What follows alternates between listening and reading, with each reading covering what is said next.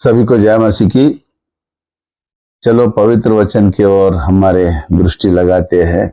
वचन का जो आशीषित जो मुद्दा है हमारे जिंदगी में एक प्रमुख स्थान ठहरा है।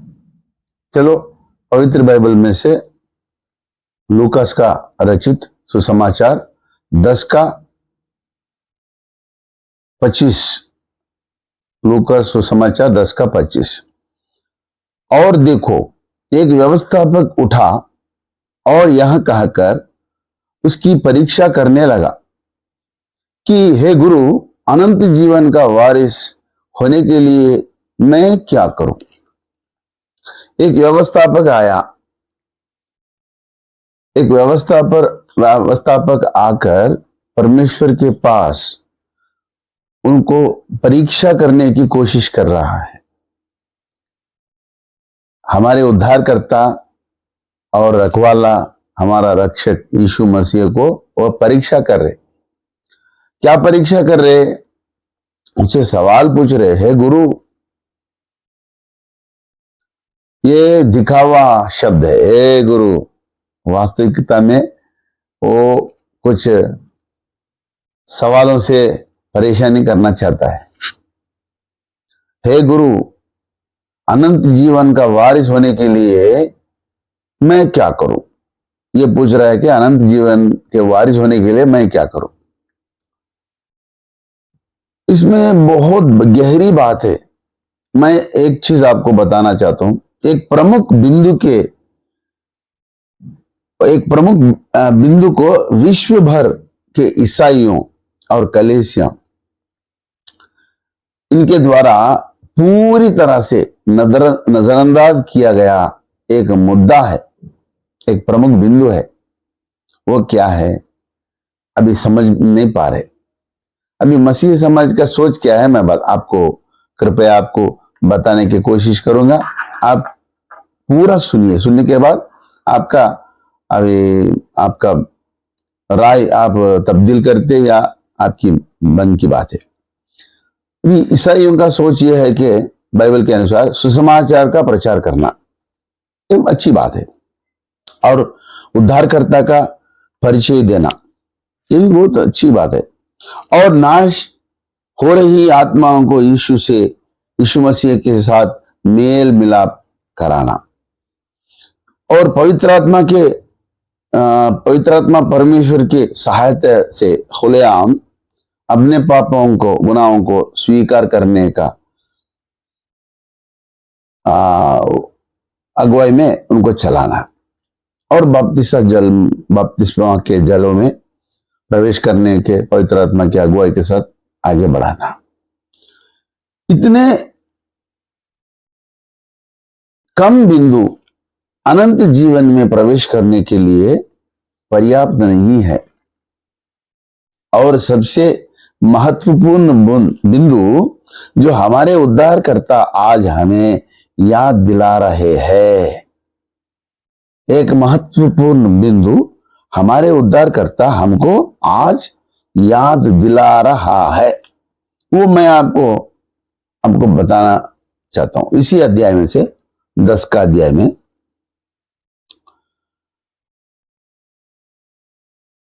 ये जो व्यवस्थापक परमेश्वर के पास आया, उसने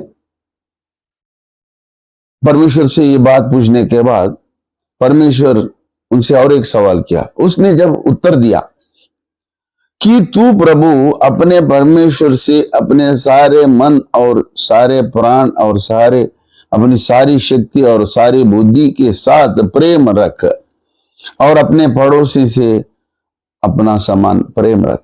ये परमेश्वर एक व्यवस्थापक को एक अच्छी सीख दिया है। क्या सीख दिया परमेश्वर ने? अपने पड़ोसी के साथ प्यार रखना और परमेश्वर की मन से, पूरी मन से, सारे प्राण से और सारी शक्ति से और सारी बुद्धि से प्रेम रखना, और पड़ोसी भी प्रेम रखना। तो ये बोलने के बाद यीशु ने उनसे दोबारा बोल रहे, उसने उनसे कहा, तूने ठीक उत्तर दिया। यही कर तो तू जीवित रहेगा। तो परंतु उसने अपनी टाइगर में ठहरने की इच्छा से यीशु से पूछा, तो मेरा पड़ोसन कौन है? Who is my neighbour? मेरा पड़ोसन कौन है? परमेश्वर ने एक वहां पे एक पैराबोलिक टीचिंग दिया। एक समरय ने यरूशलेम से यरीको के ओर जा रहा था। सो डाकू चोर उनको पकड़ के मारे और घायल करे। तब वहां से एक शास्त्री आ रहा था, एक व्यवस्थापक और एक लेवी, 3 लोग आए।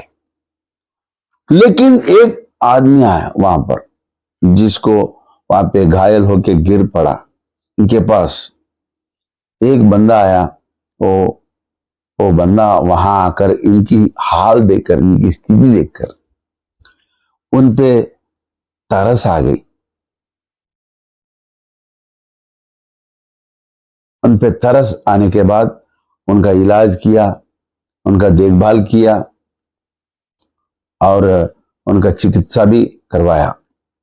ये चीज परमेश्वर ने व्यवस्थापक से बताकर उनसे अब पूछा, अब पड़ोसन आपको कौन दिख रहा? अब तेरी समझ में जो डाकुओं में गिर गया था, इन तीनों में से उसका पड़ोसन कौन ठहरा? यीशु ने उनसे सवाल किया।